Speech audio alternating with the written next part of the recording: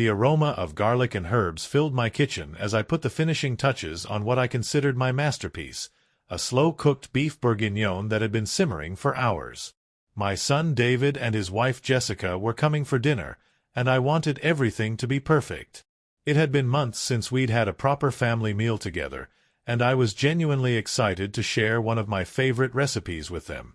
I'd spent the entire afternoon preparing.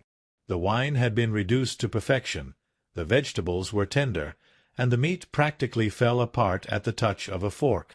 I'd even baked fresh bread from scratch, something I hadn't done in years. As I set the table with my best china, the same set my late wife and I had received as a wedding gift 43 years ago, I felt a warmth in my chest that I hadn't experienced in a long time. When David and Jessica arrived, I could see the exhaustion in my son's eyes. He'd been working double shifts at the hospital, and the stress was taking its toll. Jessica, on the other hand, looked impeccable as always, not a hair out of place, her designer dress probably costing more than I spent on groceries in 2 months. She worked in marketing for some high-end firm downtown and never let anyone forget it. As we sat down to eat, I served generous portions of the bourguignon alongside roasted potatoes and green beans from my own garden.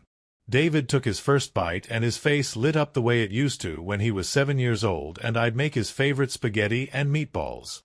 "Dad, this is incredible," he said, already reaching for seconds. "I forgot how amazing your cooking is." I felt my chest swell with pride.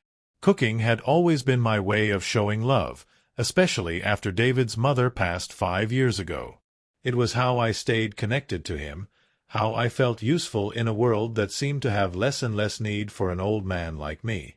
But then Jessica spoke up, and her voice cut through the warm atmosphere like a blade through silk. "Oh, David, please," she said with a laugh that sounded more like a scoff. "It's just basic comfort food. Nothing special about throwing some meat and vegetables in a pot." She picked at her plate with obvious disdain, taking tiny, reluctant bites. "I mean, no offense, Frank, but when you've eaten at real restaurants, you develop more sophisticated tastes. This is just, well, it's fine for what it is, I suppose." The silence that followed was deafening. David stopped chewing mid-bite, his fork frozen halfway to his mouth. I could see the horror in his eyes as he looked between his wife and me, clearly torn between defending his father and avoiding a confrontation with the woman he'd chosen to marry.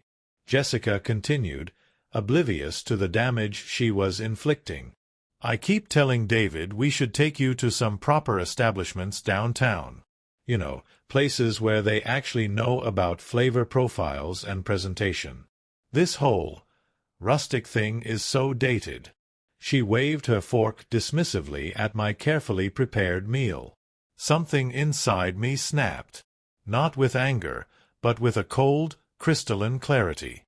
I set down my fork and looked directly at Jessica, my voice steady and calm when I finally spoke.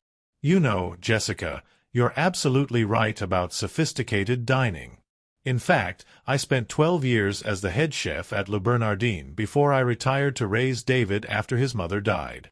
I turned down offers from Michelin-starred restaurants in Paris because I wanted to be here for my son." "The rustic meal you're picking at?" "It's the same recipe that earned me a James Beard nomination in 1987. The color drained from Jessica's face as if someone had pulled a plug. Her fork clattered against her plate. I continued, my voice never rising above conversational level.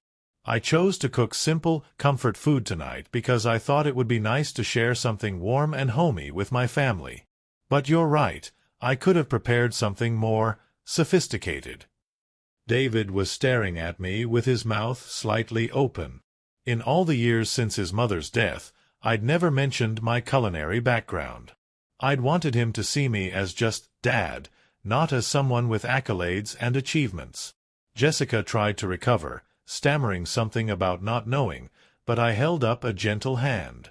"It's perfectly fine, dear. Now you know. Perhaps next time, I'll prepare something more suited to your refined palate. Would you prefer the duck confit with cherry gastrique, or should I go with something simpler, like the truffle risotto I used to make for food critics. Jessica sat there, speechless, her carefully constructed superiority crumbling with each word. David reached across the table and squeezed my hand, his eyes glistening with what I realized was pride, and perhaps a little embarrassment for not having defended me sooner. The rest of dinner passed in relative quiet, with Jessica making small, polite comments about how lovely everything was. But the damage was done, and more importantly, the truth was finally out. Sometimes, the most powerful reply isn't delivered with volume or anger. Sometimes, it's served as quietly and perfectly as a well-prepared meal, leaving everyone at the table with exactly what they deserve.